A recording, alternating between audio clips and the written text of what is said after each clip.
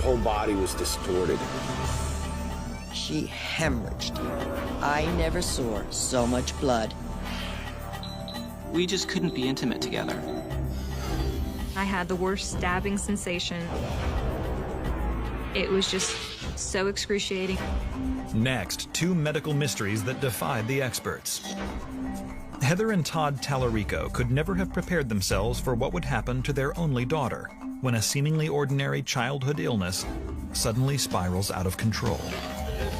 I was helpless. I felt like I was losing my daughter.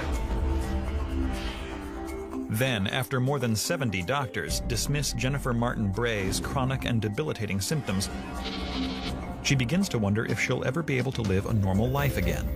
I just felt deep down inside that there was something really wrong with me.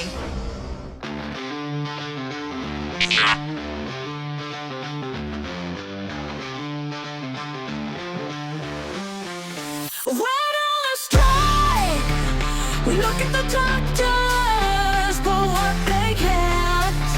If diagnosis is a mystery.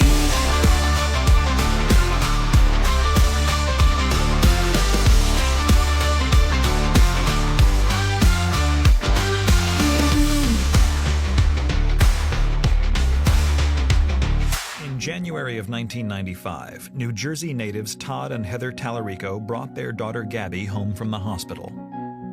It wasn't an easy first few days for the new parents, but they did their best to learn the ropes. I was young, I was 24, and I was overwhelmed. But to have a new baby with my husband, we were ecstatic and elated. It was just the best feeling I could ever have, except for having my own children. Gabby was the first grandchild, so there was a lot more pomp and circumstance. Slowly but surely, the Tallaricos begin adjusting to life as a family of three. It's a joyful time for them as they get to know their little girl. But when Gabby is 6 months old, they notice something unusual on her skin. The rash would appear kind of blotchy. There was no real symmetry to it. So it was this mystery rash. Of course, being a nervous mom, I took her to the pediatrician and inquired about it. But as soon as the pediatrician sees the strange rash, he assures Heather that there is absolutely nothing to be alarmed about. The pediatrician said, it's no big deal. It's probably eczema. It's common in young babies. So just don't worry about it. He suggests that they try treating it with an over-the-counter ointment and even try changing their laundry detergent in case she has sensitive skin. But nothing they do seems to help. But we really couldn't find any real diagnosis to what the problem was, and neither could the pediatricians. So there was a lot of just, let's see where it goes. But then, in July of that year, the family moves into a new house. And suddenly, the rash disappears. The concerned parents breathe a huge sigh of relief. The condo that we lived in New Jersey was an old condominium, had forced hot air. We had never cleaned the ducts. This house had baseboard heat. She must have been allergic to something in the house. And sure enough, the rash never reappeared. But as they settle into their new home, Heather begins meeting other mothers, and she soon notices that Gabby seems to get sick more often than other infants her age. My family would comment all the time, gee, Gabby has another sinus infection or ear infection. And almost every time she comes down with something, her temperature seems to skyrocket to 103 degrees. The doctor just said it's just normal childhood diseases, and it's just the course that children have to take to get their immune system built up. At that time, it was a good enough answer for me because I didn't know any better. We just said she was a sick little kid. She has a tendency to catch things a little bit more than everybody else does. Heather and Todd do their best to stay calm each time Gabby gets sick. And over the next year, she seems to be growing like any other toddler. She's into everything, and her teeth are coming in. But when Gabby turns 2, the Tallaricos begin noticing something very peculiar about her new teeth. I noticed there was white spotting, which they actually called decalcification. I worked for Colgate at the time and was very aware of dental development. The pediatric dentist told us she had low enamel coverage on her teeth, probably because of the high fevers. And we said, okay, we understand that, and because she did have high fevers. So every 6 months, we had to get coatings on her teeth to make them stronger. Over the next 4 years, Heather and Todd try to come to terms with the fact that Gabby's simply the little girl on the playground who's most likely to catch whatever's going around. You know, outside of being sick a lot, she was a chatty little young lady. She was growing. You know, we thought, okay, you know, things are starting to look okay. Then, on a hot summer day in 2001, 6-year-old Gabby tells her parents once again that she isn't feeling well. And I said, you know, lay down on the couch and, you know, just relax. I took her temperature and it was at 103. So I said, okay, go rest. I'll put the TV on and I'll be right back. But nothing could have prepared the Tallaricos for what they would find when they came back into the living room. Her back was rigid, her eyes were rolled into the back of her head. Fear, could she breathe? I literally just grabbed her, I picked her up, and we raced out the back door.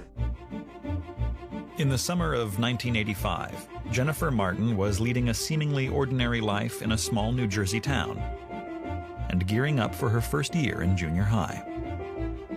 I'd had a pretty happy childhood. I love softball and I used to cheerlead.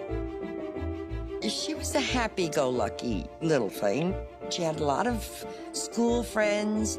As her friends start going through puberty that year, Jennifer anxiously waits for her body to begin transforming as well.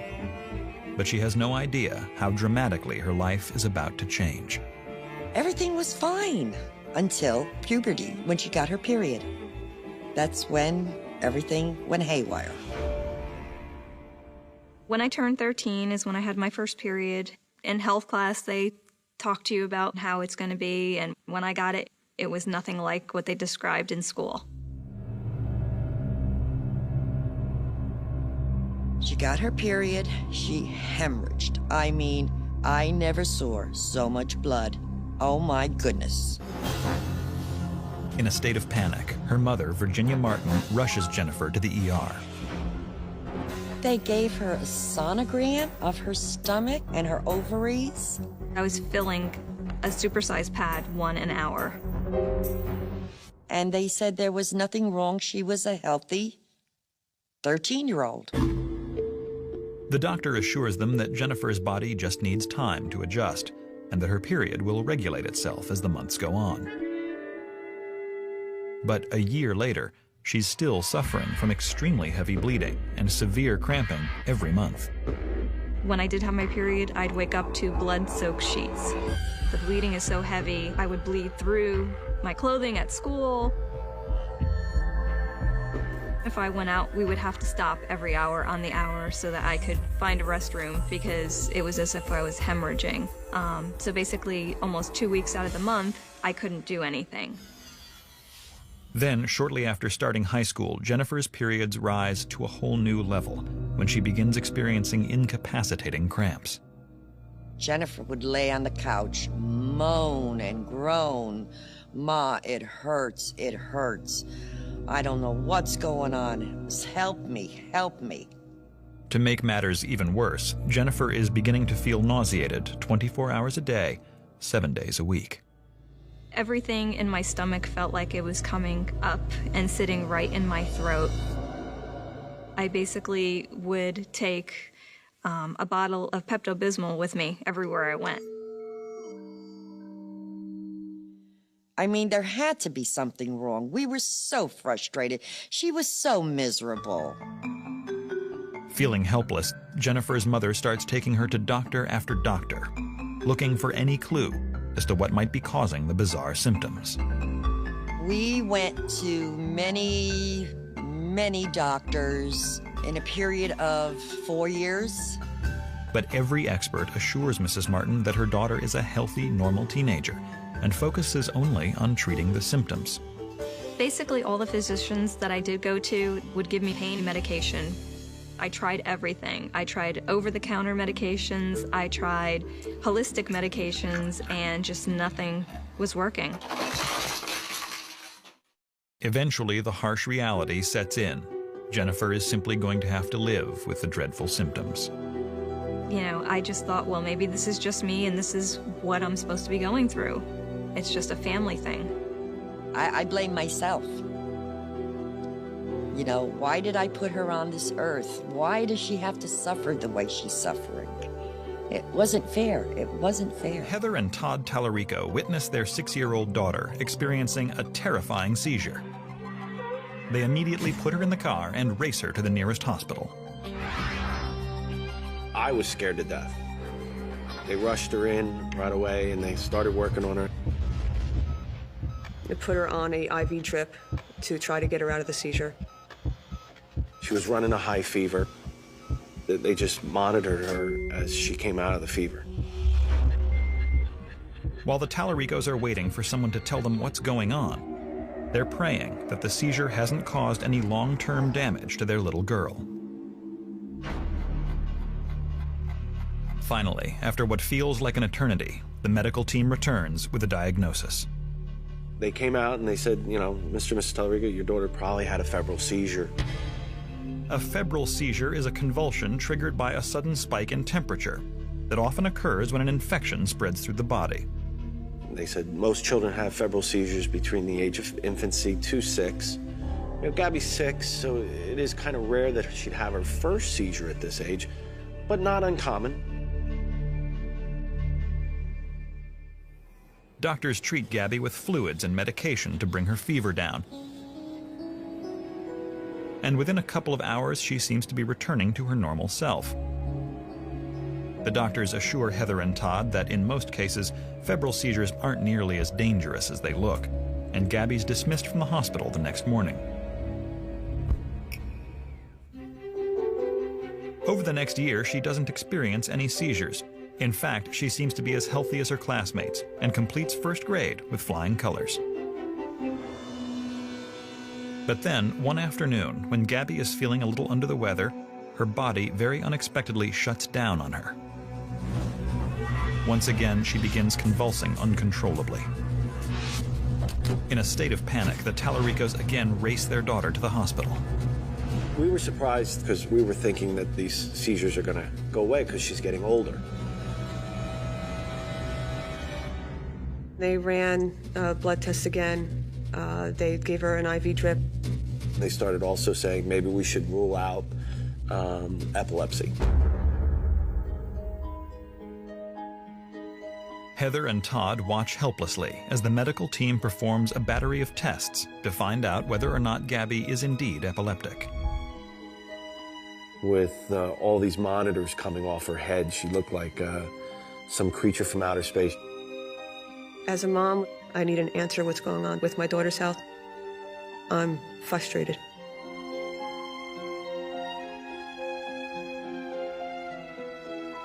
After an agonizing wait, the findings finally come in, leaving the Tallaricos with more questions than answers.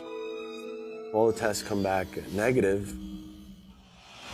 This neurologist actually said, well, there are people that have febrile seizures beyond the age of 6. There's a good chance that she could just have febrile seizures. Completely traumatized by the 2 seizures, the worried parents begin compulsively monitoring Gabby's temperature. They're confident that if they can catch a fever early enough, they'll be able to prevent another seizure. We bunkered down into the house, laid out all the meds. My husband and I would take shifts to make sure. We would set our alarm clocks to get up in the middle of the night to check on her if her fever's spiking. We were scared parents because we'd seen 2, and we never wanted to see, we didn't want to see any more. Now their lives are completely centered around keeping a watchful eye on their only daughter's health. But then, one morning in February of 2006, when Gabby complains she's not feeling well again, her parents come face to face with their greatest fear. I came around the corner, and there she was, having a seizure. And this one was really bad. She was frothing. Her whole body was distorted. It was horrible. You could just see it was so much more severe. I immediately dialed 911. Todd called me. He was hysterical and said that Gabby has gone through the worst seizure ever. We've almost lost her. Biggest issue I thought was I was losing my daughter. I thought she was going to die. Ever since the day she got her first period in 7th grade, 18-year-old Jennifer Martin has been suffering from round-the-clock nausea. And every month during her period, she bleeds so heavily that she's going through a supersized pad every hour. Every doctor she's been to is completely baffled by the strange symptoms. Then, when Jennifer begins college, a terrifying new condition begins to take over her life. The vertigo first started to be severe and on a daily basis my freshman year of college. I would close my eyes and the room would still be spinning. Vertigo is the sensation that your surrounding environment is moving, causing dizziness and disorientation. I still remember times where I couldn't even make it through the doorway because the doorway seemed to have moved on me. In college, I missed a lot of class. I would copy notes from people that were in the class, and basically I just studied from home. Distraught that her health is keeping her from experiencing a normal college life, Jennifer begins visiting another round of doctors, hoping that this time one of them will be able to figure out what's going on. We went to ENTs, we went to endocrinologists, we went to neurologists, neurosurgeons, primary cares, gynecologists, you name it, we went to it. Couldn't figure out what was wrong. They just put me on an anti-vertigo medication, but the vertigo medication did not help. The only thing I could do is just curl up in bed and just wish and pray that it would stop. Then, suddenly, after 2 grueling years of constant dizziness, the vertigo disappears. While no doctor can give her an explanation, Jennifer welcomes the reprieve. She eventually learns to manage the daily nausea and horrible periods well enough, and in 1996, Jennifer finally graduates from college. It did take me an extra year to graduate because of all the missed classes, but there was never a point where I said no, that I'm going to quit. I just kept on going. With her degree in hand, Jennifer is feeling optimistic about her future and decides to move to Florida, where her parents have retired. Despite her ongoing symptoms, things start taking a turn for the better in Jennifer's personal life. In December of 2002, she meets Michael Bray at a nearby zoo, and soon after, the two begin a long-distance courtship. We lived 2 hours away from each other. We would see each other only on weekends. I basically would plan our weekends around the time that I did not have my period. My first impression, of course, was that she was just very beautiful, but she was very thin. I wasn't sure if she had an eating disorder, but it was something that I figured that we could work through. I told him basically everything from the get-go. I said to him that I was not a healthy person, did not know what was causing all these problems. I gave him the chance to either stay or leave. His reaction was he was in it for the long haul. Just 10 months after meeting, Jennifer and Michael tie the knot.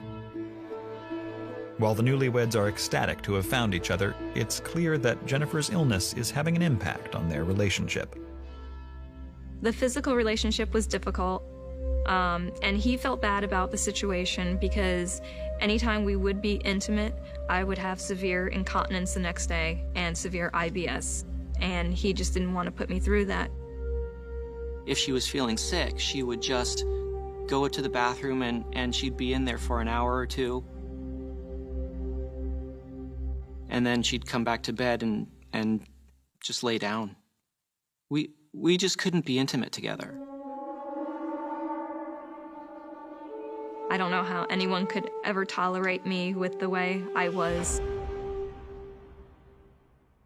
Despite the heartbreaking struggle with their physical relationship, Jennifer and Michael desperately want to start a family, so they begin searching for an alternative.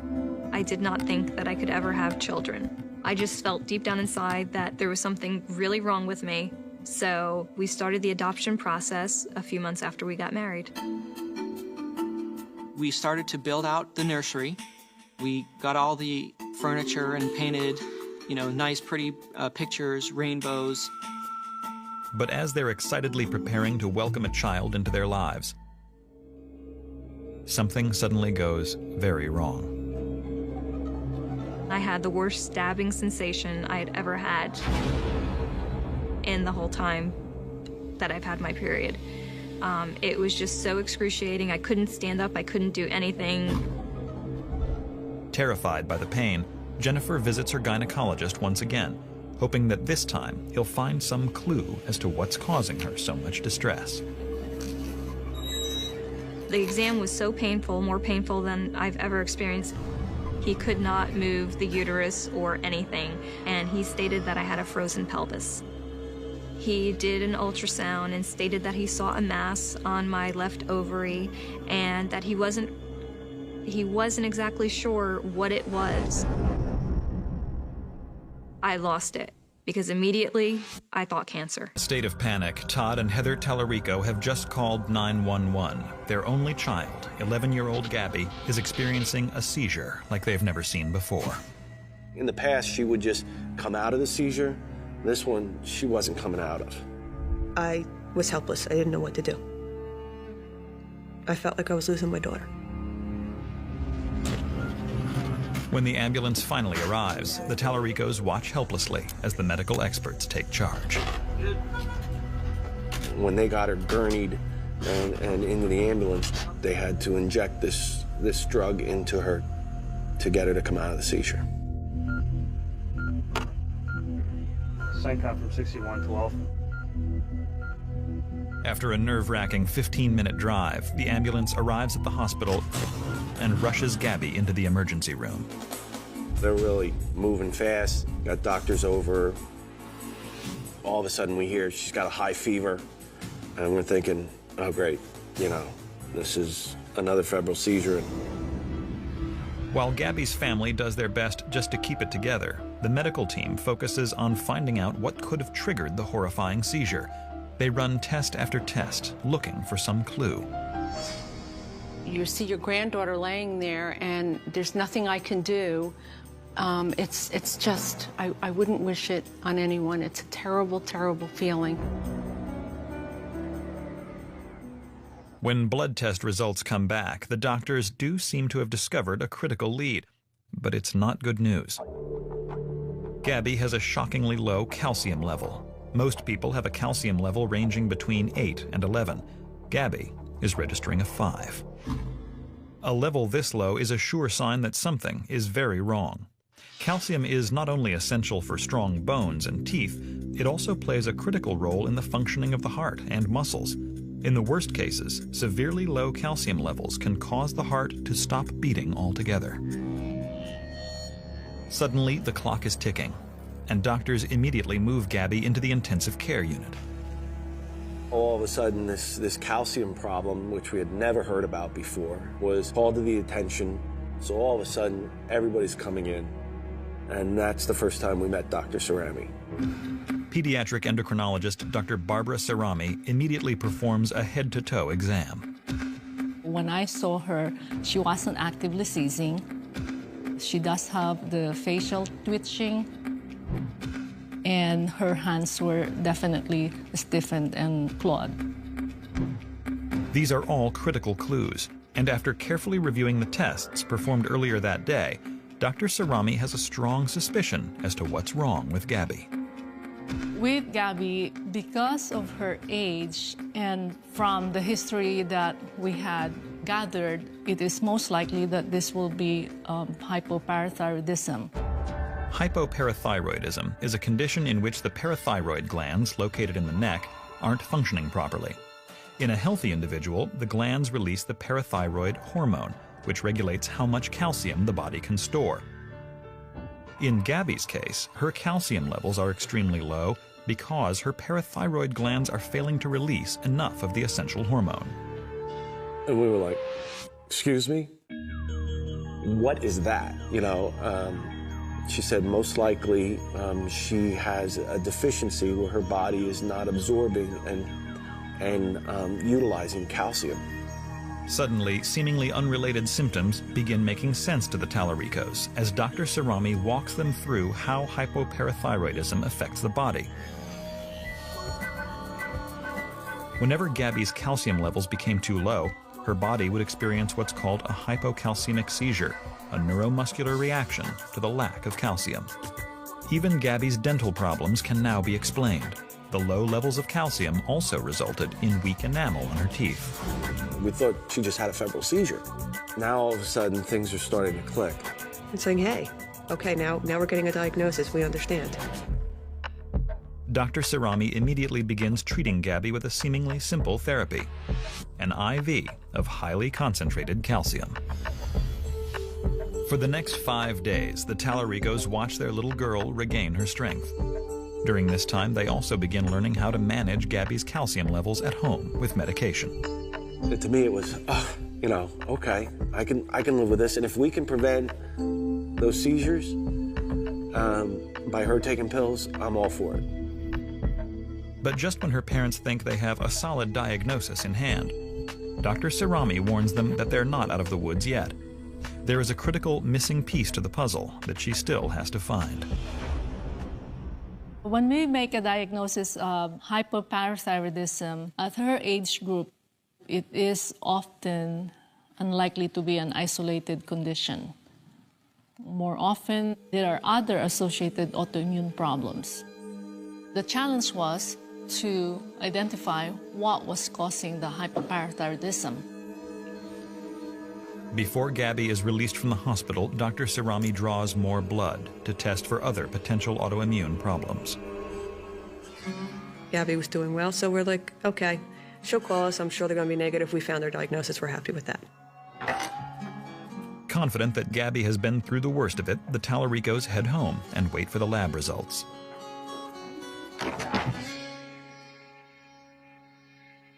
Nothing could have prepared them for what the tests would reveal.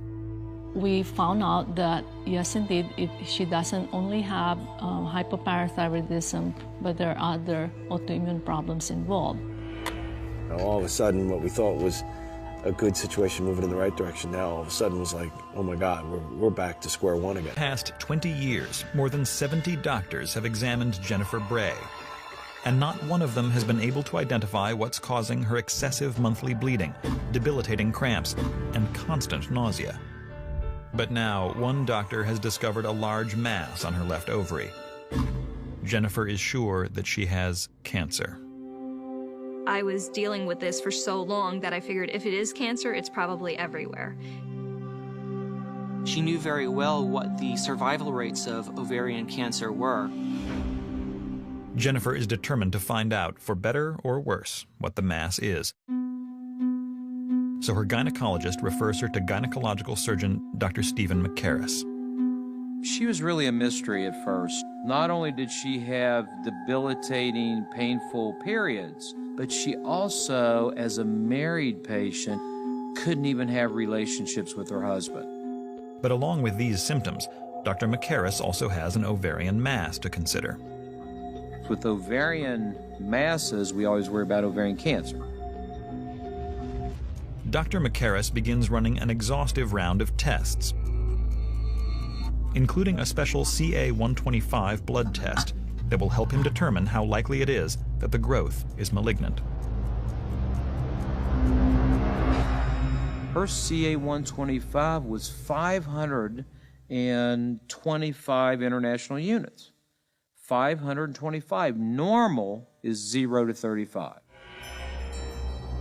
Suddenly, Jennifer's family must come to grips with the very real possibility that she may have cancer.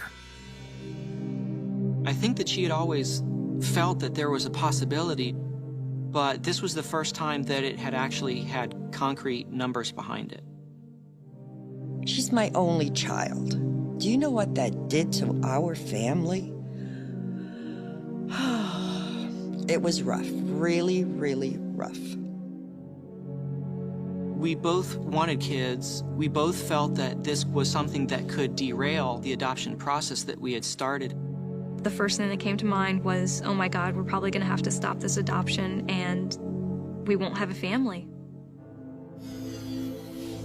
As Jennifer and her family struggle to come to terms with the likelihood of cancer, Dr. McCarris directs his attention to one thing: finding out exactly what's growing on Jennifer's ovary.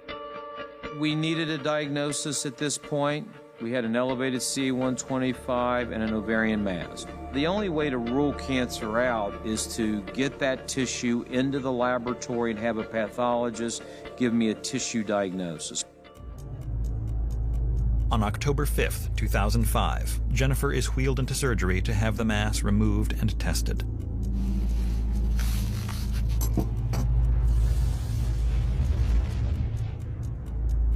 When I was in the waiting room, I paced up and down like a tiger in a cage. I did feel that this was a turning point. You know, all the other doctors had given her, drugs or supplements or vitamins.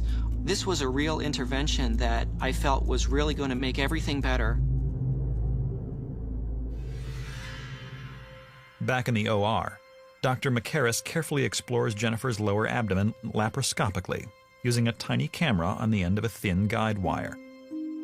And what he sees is shocking. Both ovaries had masses that had grown and expanded to fill her entire pelvic cavity.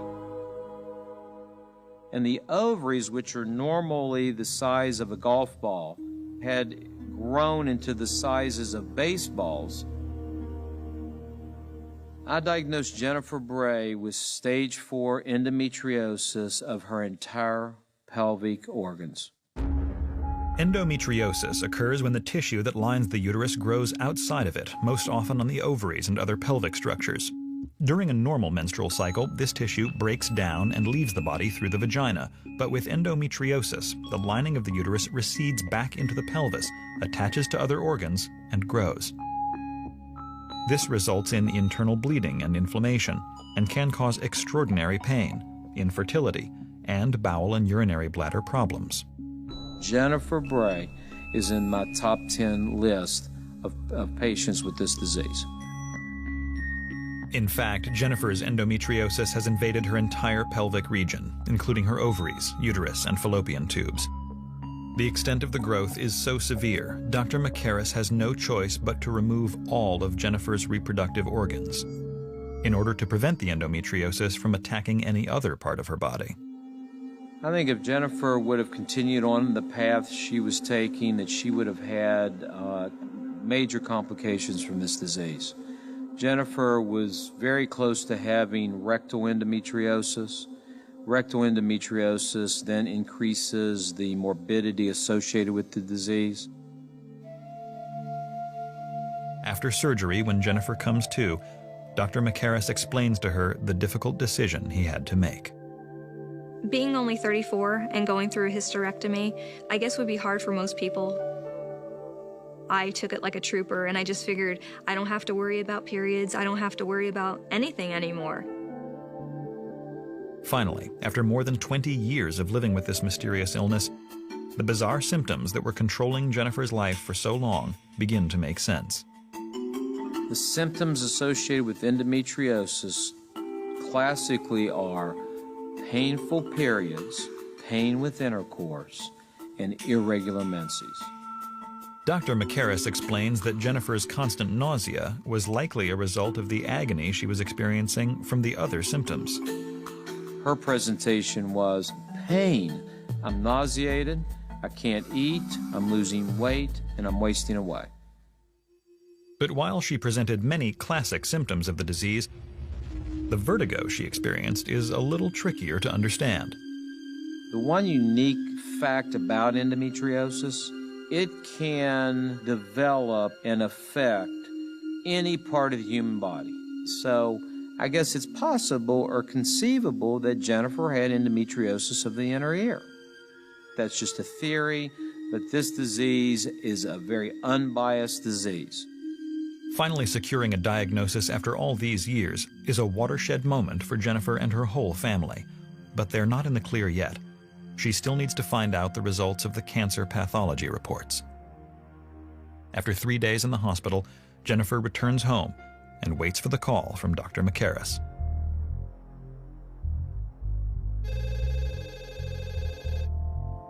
And I'll never forget when I was able to tell her she didn't have any cancer. The mystery was solved.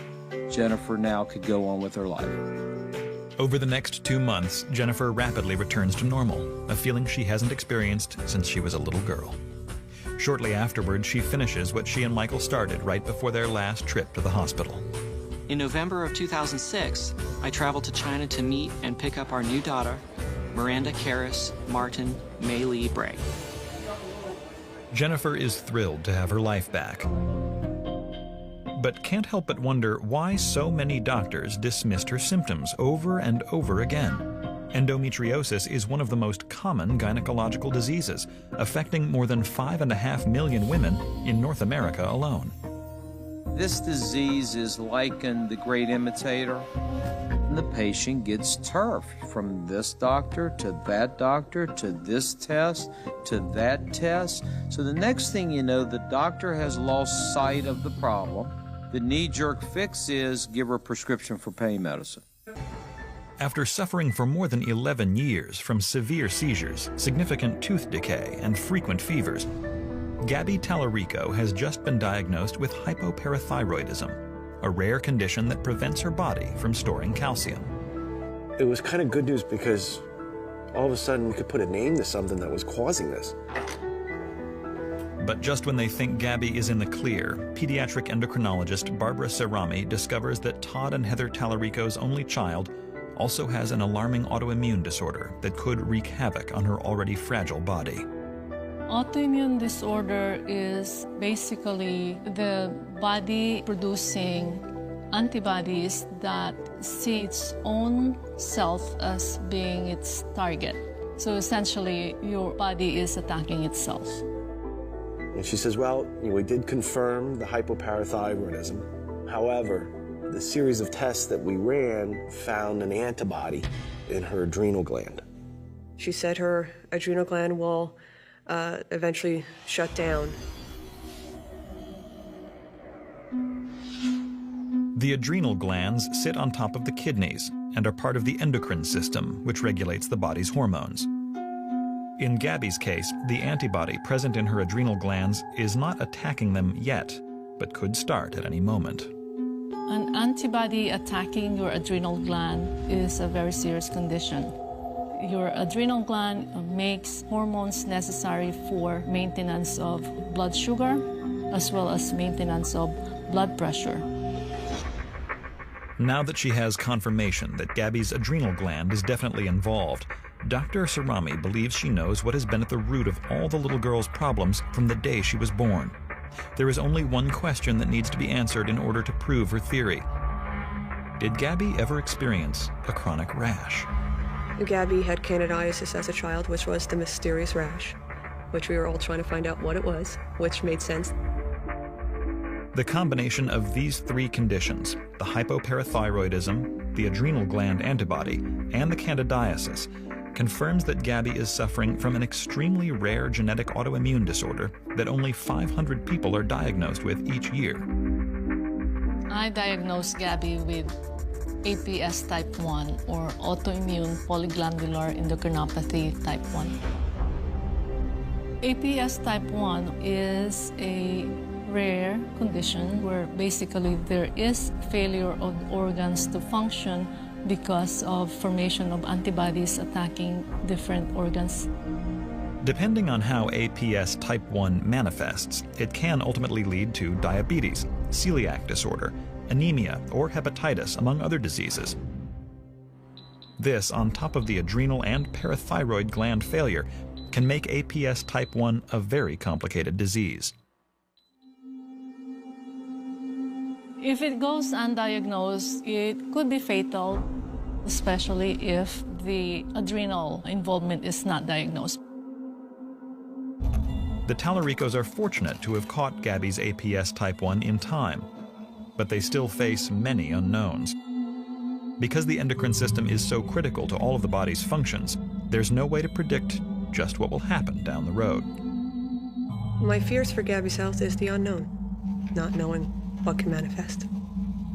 Any other disorder, you usually know where it's going to go.